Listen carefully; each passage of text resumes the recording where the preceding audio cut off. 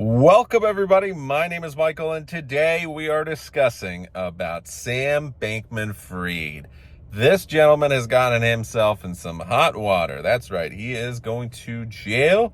His bail has been, the judge has decided he's going into the big house because technically he violated the conditions of his bail due to it all coming back to his ex-girlfriend and partner in his company's Alameda Research. So let's see what happened with SBF. So the problem with Sam Bankman-Fried is he was pulling a lot of shenanigans with FTX in the Bahamas, with Alameda, with Caroline Ellison, who is also now working with the government to go against SBF.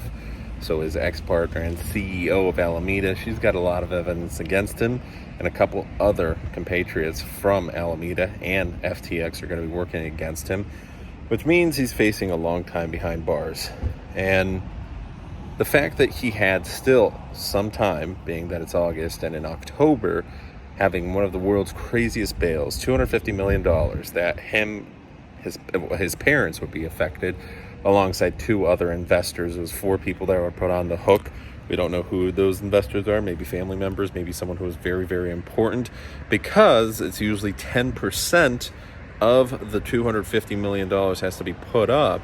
And then if he fled, $250 million, those people would be on the hook. Well, he didn't flee, but he's now going to jail. He is already in jail as of yesterday. Yesterday morning, the judge sentenced him to go in early. He would have still had some time, potentially his last months of freedom forever or for a very, very long time, potentially facing decades. So with his shenanigans, the problem was that the final straw, the reason he went to jail is exactly that. He broke his non-internet usage policy. So the problem was, since his crimes were so severe and in relation to usage of the internet and cryptocurrencies, he wasn't allowed to use internet, he wasn't allowed to use VPNs, he wasn't allowed to have any proof that he was on a computer. And the fact that he was sending emails to former FTX employees wanting to reconnect, which potentially could lead to witness tampering, the fact that the final straw, the nail in the coffin that broke the camel's back, whatever, all these euphemisms, I think it's a euphemism. So he had evidence that only he could have had on Caroline Ellison for a diary regarding her notes, regarding stories, regarding evidence that his lawyers thought, hey, this can win for our side, backfired, because by using that journal, it proved that since he was the only one who had it on a Google Drive document, he had access to the internet, which he wasn't able to. So his freedom of speech then was revoked. So the reason he went to jail is for potential witness tampering, one revolving around Caroline Ellison, the other revolving around talking to potential employees, previous employees, to try, and if he was able to establish connection with them, this is just an assumption, he still shouldn't have been using the internet, to try and get them to change their stories. He also had an incident where he was involved with using a VPN to potentially watch the football game, the Super Bowl. This was a while back, but it's kind of strange that in a $1 million home in California, which actually isn't that big for Californian standards, that's normal over there, it's kind of strange that his parents' TV didn't have access to the Super Bowl and he needed to use a VPN, but that's at least what the lawyer was saying. So he had a blazer, a tie, a suit on. He emptied his pockets. He removed his shoes. At the end of the hearing, he was brought into jail and booked. And he will remain there unless his appeal is approved, which probably at this point it won't be because he already had enough chances.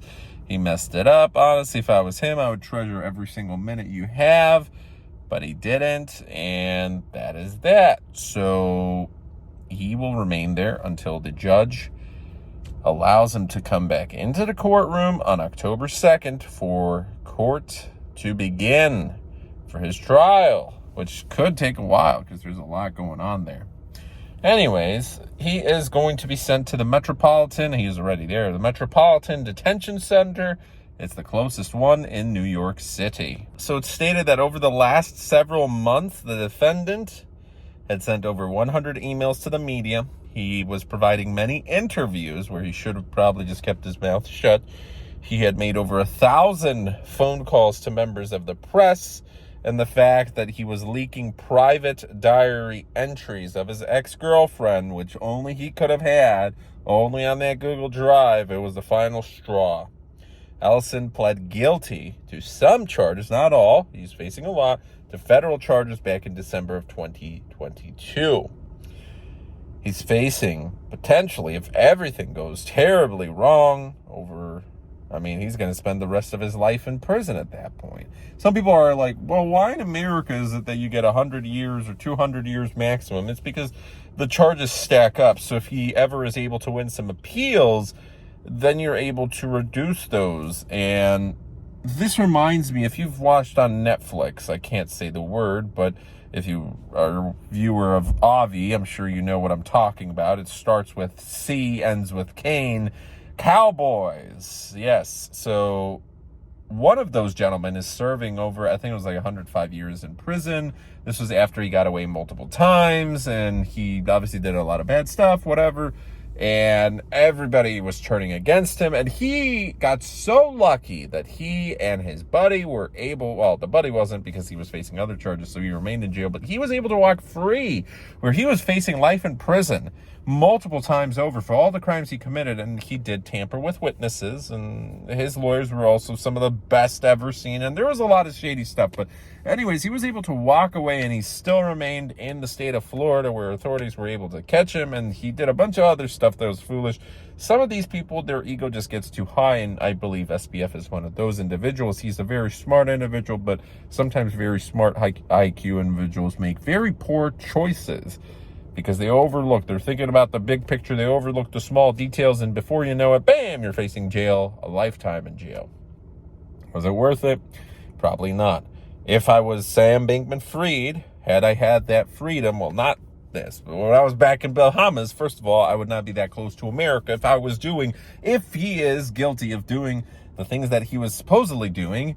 Then if you're getting away with that, unless you're really, really foolish, if you're getting away with that for a purpose because you want to make a bunch of money, you want to scam, you want to do whatever, go closer to Russia, go to China, I don't know about China. There's some better options out there. I don't know too much about crimes, but I'm sure these criminals, potential criminals at least, could have a much better life. You're dealing with hundreds of millions of dollars, potentially even billions of dollars at one point. You could have the rest of your life planned out in paradise and get away with it. But no, some of these people just, I don't know what goes through their head. But that is that. So Sam Bankman-Fried is behind bars at the moment. I'm sure a lot of people are ecstatic. For me, I could care less. It is one of those things where if he was guilty of doing certain things in crypto, maybe it's for the better, but I don't want him to spend the rest of his life behind bars. I'm a big advocate against that because around the world, America's prison system is just seen as a major sham, and there's a lot wrong with this for-profit system where certain individuals, again, nonviolent crimes, you're going to jail. You're going to have to pay restitution. You're going to have to work your way back into society. But like in Germany or Norway or even some jails in Poland and the Netherlands, most normal European countries, you're able to come out with, after a couple years, after 10 years maybe at the maximum, you were working hard, you were doing whatever it is that you need to be doing. But for nonviolent first-time offenses, you still have a life ahead of yourself where, I don't know, maybe he will get out after 5 years, 10 years, 20 years, who knows? But he's facing such an extreme amount of years right now that it's not looking very good for him. If he does go to prison for the rest of his life, it's just a waste of a life. At that point, there's the other aspect. The taxpayer is funding these prisons and these guys to spend the rest of their life in prison. The prisons are overcrowded, and it's just a whole other topic for another day. But, in America, certain things are better. In Europe, certain things are better. The grass is always greener. That's that. So my next video is going to be a fun one. How Volvo saved my life. I've just been involved in a major collision. My neck is pretty sore. I am a little bruised up. But other than that, other than, you can't even see it. Other than, yeah, you can't even see it. Other than that, nothing really happened. I walked away. Over 50 miles. I mean, it was like, what, 45, 50, maybe a little bit more. Who knows? It happened so quickly, but we're going to go through the details in the next video. So, thanks for watching. Have a good one.